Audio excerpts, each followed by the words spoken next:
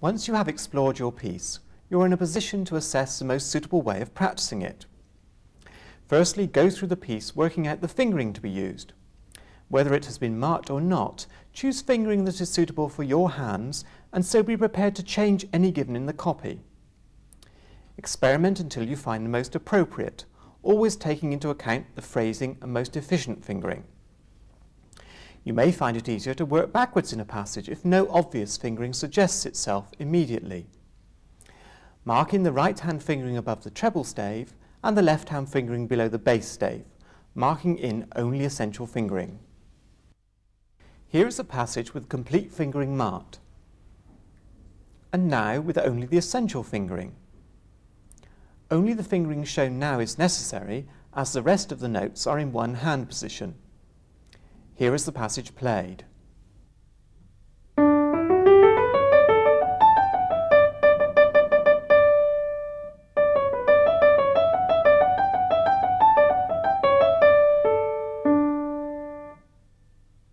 Notice the following factors that have been taken into account when choosing fingering for this passage. The first bar is based on a D major scale, and as the context allows, the scale fingering is used.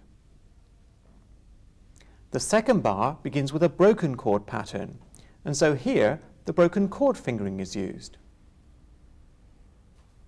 When playing the fast repeated notes in bar 3, the fingers have been changed to aid the articulation and avoid tension from building up. Bars 5 and 6 feature a sequence, and so similar fingering is used. This fingering also encourages the use of the stronger fingers, which when possible should be used in preference to weak ones. At the end of bar 6, the fourth finger is used, because it will move the hand into the most effective position for the next bar. In the last bar, an additional part is added, and so the second finger is changed to the fifth, allowing the D to be held while the lower two notes are played. Next, build the piece up carefully with each hand separately, and then hands together, phrase by phrase and section by section. If there are any problem areas, mark them for special attention.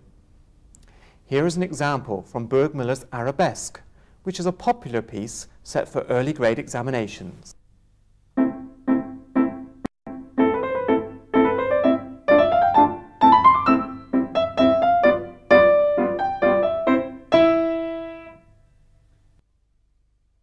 In the middle section of the piece, you may get caught out by the change of fingering in the left hand, in which case circle the finger number that you need to notice, and bracket the passage where the problem occurs.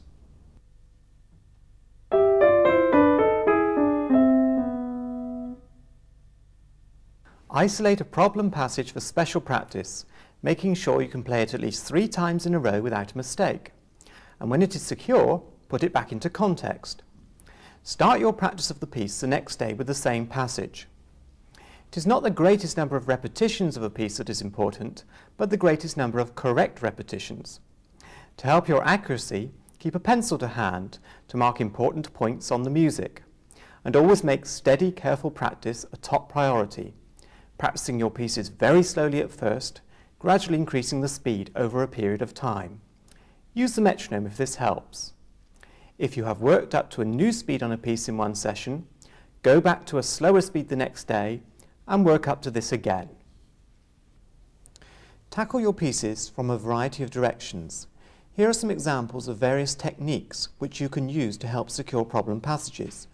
Make your pieces technically more sure and encourage musical awareness. Choose the ones that are most appropriate for your particular pieces.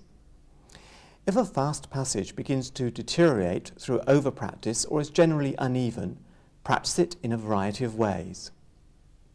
This study by Heller makes a feature of fast semiquaver passages.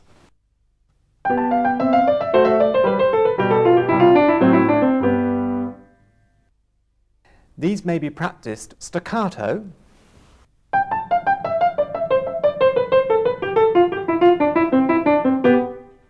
and varying the rhythm.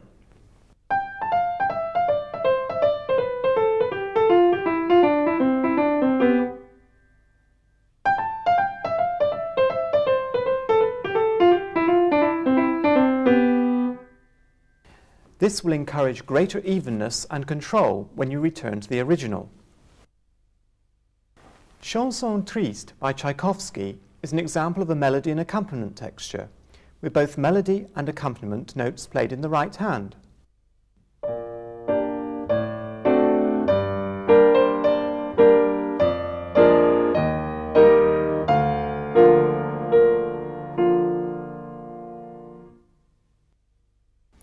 If you have a piece with this kind of texture, practice the melody alone with the fingering you'll be using if you are playing the accompaniment as well.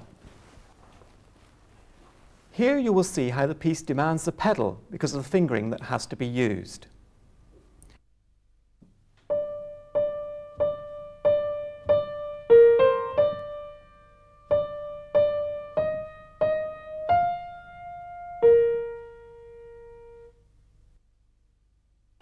Now play the accompaniment alone.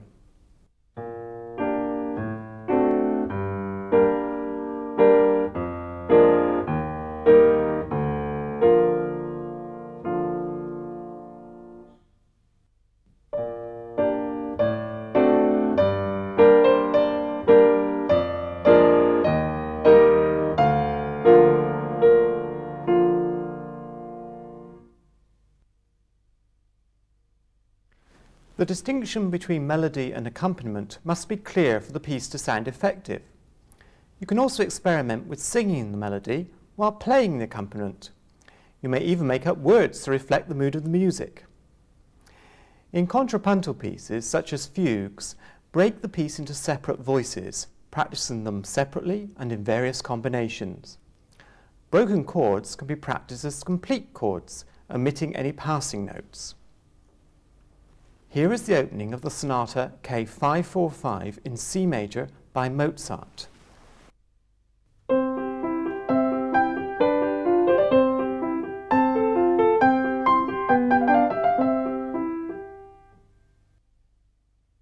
Practice the left hand as complete chords.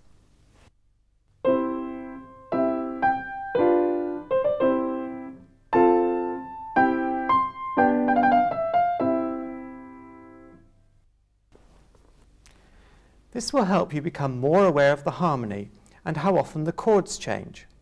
It will also serve as the basis for any pedalling and help in fingering the piece before playing it, since playing a passage in solid chords will lead to the most natural fingering when it is broken up. The next few bars of this sonata feature ascending and descending scale passages. These can be used to illustrate another practice tip. When practicing phrases, a good rule to follow is when the pitch rises, the music can become louder, and when it falls, it can become softer.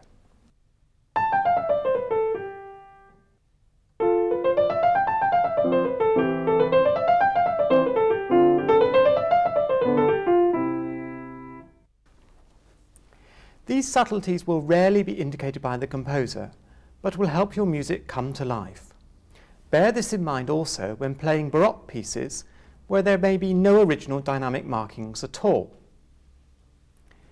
When practicing the piece as a whole, make sure you bring out its character. For example, if the piece is a dance, imagine how the people will be dressed and how they will be dancing.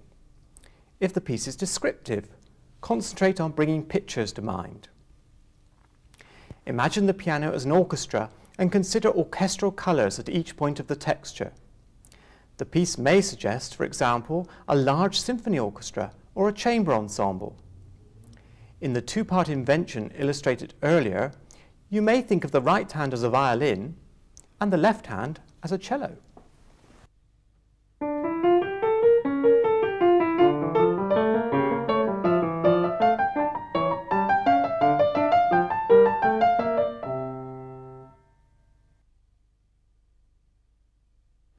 Practice your pieces sometimes without playing them at all.